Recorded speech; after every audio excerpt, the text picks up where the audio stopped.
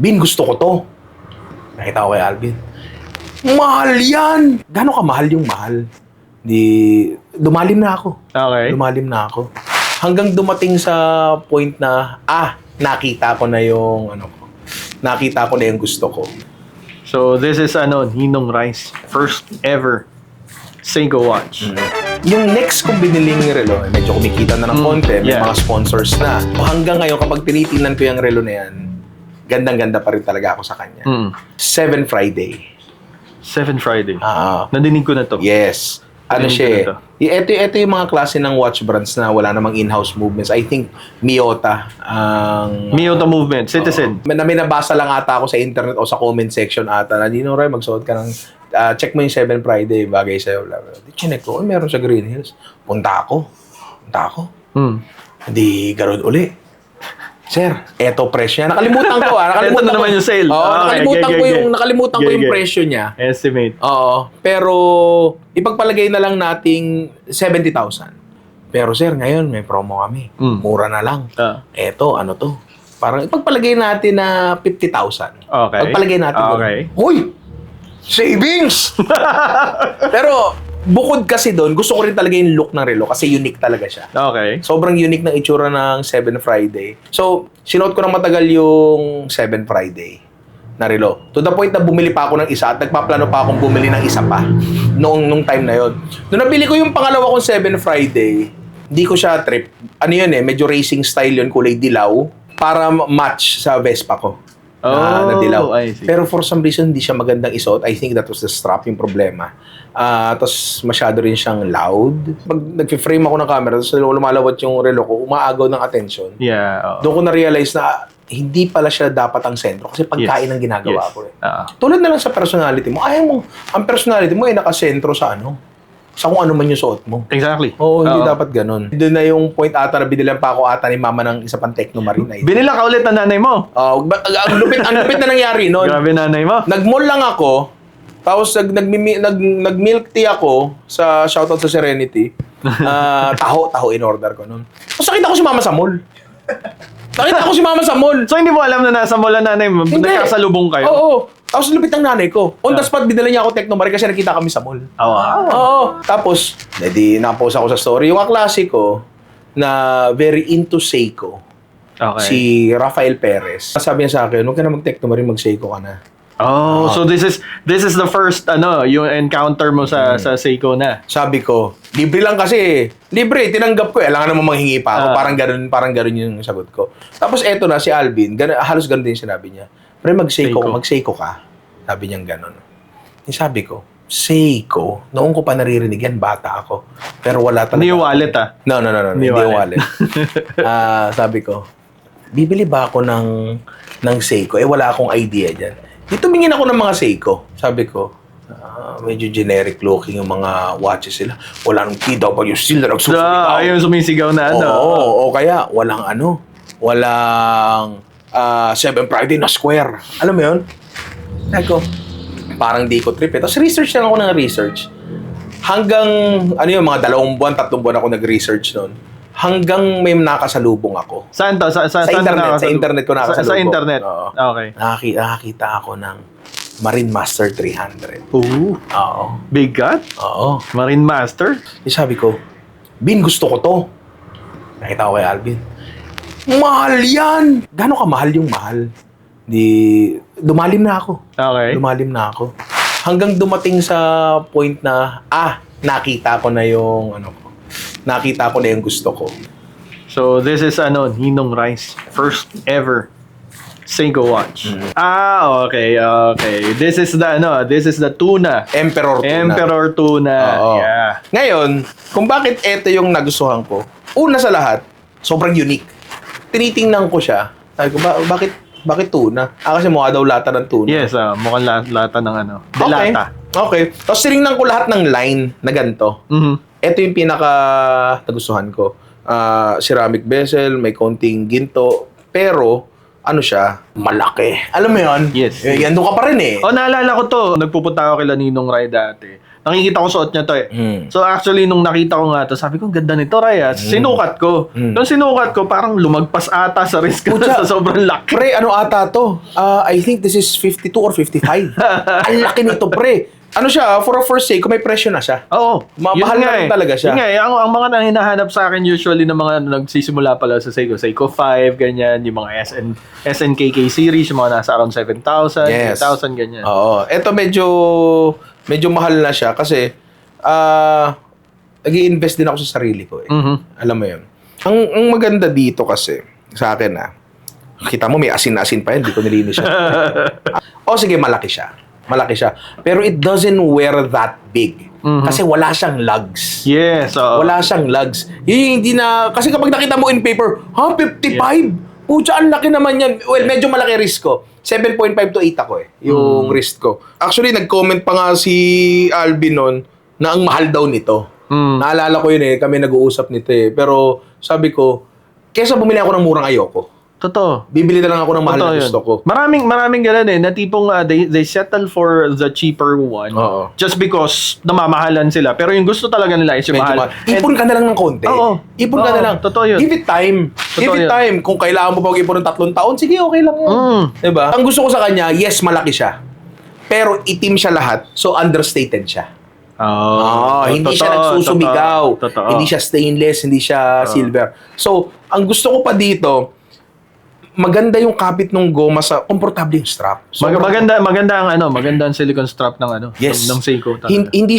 Hindi siya strap na may mga strap kasi sobrang tigas. Totoo. May mga ganun Actually ito TW steel. Hanggang ngayon nga tigas niyan pre. Kahit gamit na gamit yan Pero ito hindi, right out of the box talagang siya.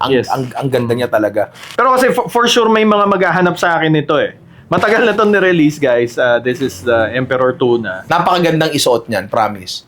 Pero at least 7 inch siguro ang wrist para maisuot yan. Yeah. Kasi if not, baka lumampas Oo, ang laki nito. Oo. May mga baby tuna. Nandiyan ba? Diba? Yes. So, mga pambabae. Pero, putsa, tingnan nyo. Guys, look at this. Ang ganda. Okay. Isa yan sa pinakamalaking...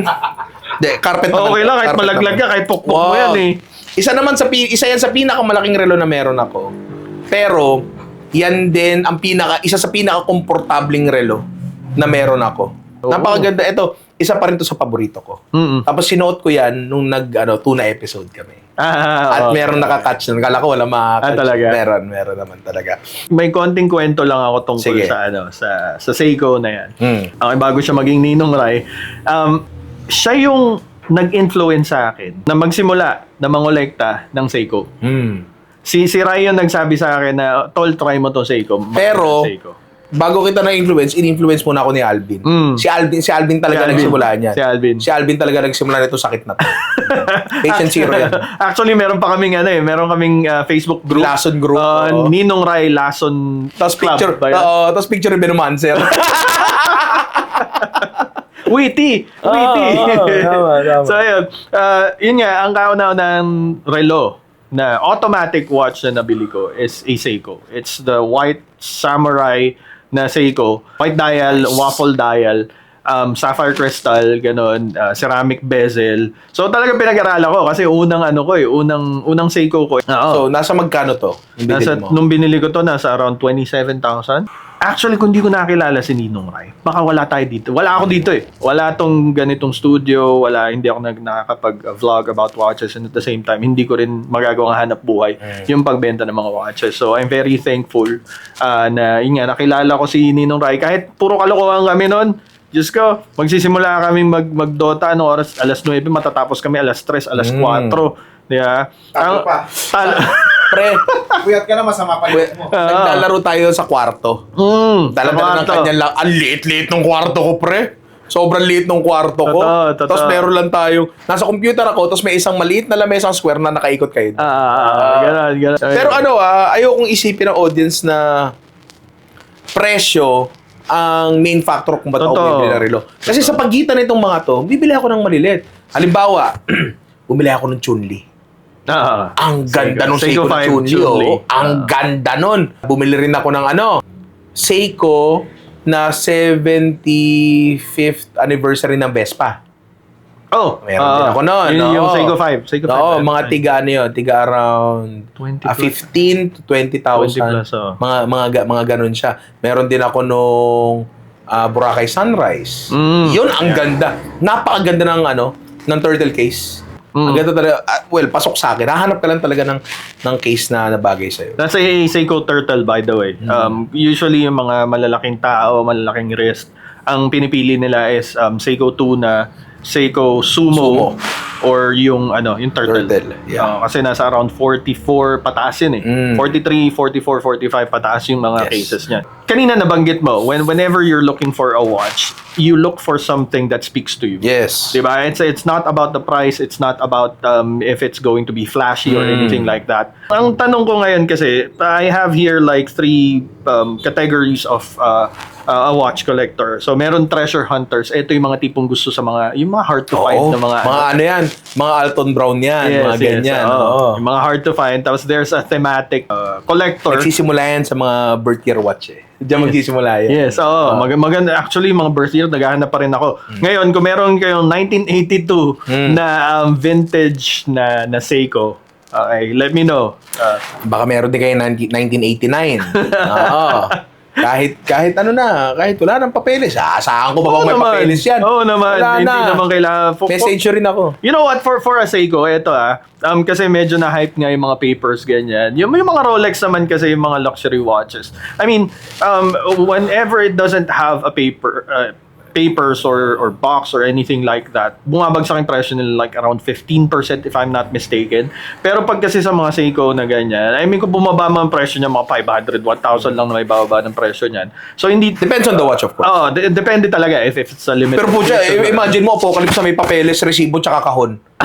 Imagine mo kung magkano Yun ang maganda Ibang-iba talaga. outlier yan eh. Outlier yung bagay na. Meron talaga mga ganun. May mga special Pero if you're looking for like common Seiko watches na kumbaga parang if you think na talagang matagal mo na hinahanap yun at walang box kunin mo na. Kung hindi mo siya ibebenta in the future, wala kang balak, kunin mo na. Sayang eh. Kunin mo na. Yeah. Kunin Ayun. mo na. Meron naman yung pangatlo, the accumulator. Yung kung ano makita niya, kung ano magustuhan niya, bibili niya. Medyo may pagka-collector ako ng konti sa maraming bagay. Magic cards, pocket knives, medyo nag-double din ako ng konti sa diecast ng kotse. Mga mga Matchbox, mga Hot ganun. Wheels. Hot Wheels, mini GT, mga ganyan. Oo. Tatandaan nyo na meron laging physical aspect ng collecting. For example, eto. Magic cards na lang. Okay. Baraha lang yan, pre. Kanipis-nipis niyan, ha? Kanipis-nipis niyan.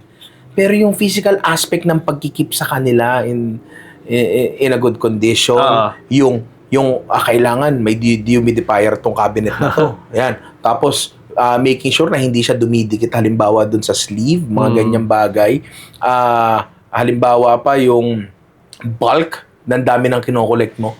Hassle siya, ha? Totoo. Hassle siya, yung physical aspect ng collecting. Yung accumulator na yan, may fatigue yan.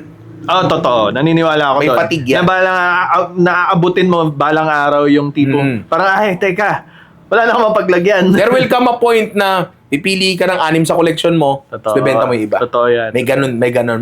And walang masama kung na-enjoy mo naman.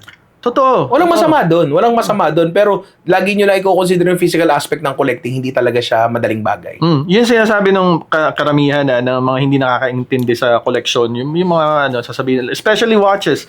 Ilan ba yung braso mo? Yan. Di ba? Ilan ba, masusot mo ba lahat yan? Yan. Ay, ang mamahal naman ng mga relo mo. Pare-parehas lang naman oras yung sinasabi niya, di ba? So, Hindi mo na kailangan magpaliwanag sa mga tao na yan. Okay. Hindi mo kailangan magpaliwanag. Pero if in case mahalagang tao yan sa Yes. Sa buhay of course, mo. hindi mo papaliwanag sa misis mo.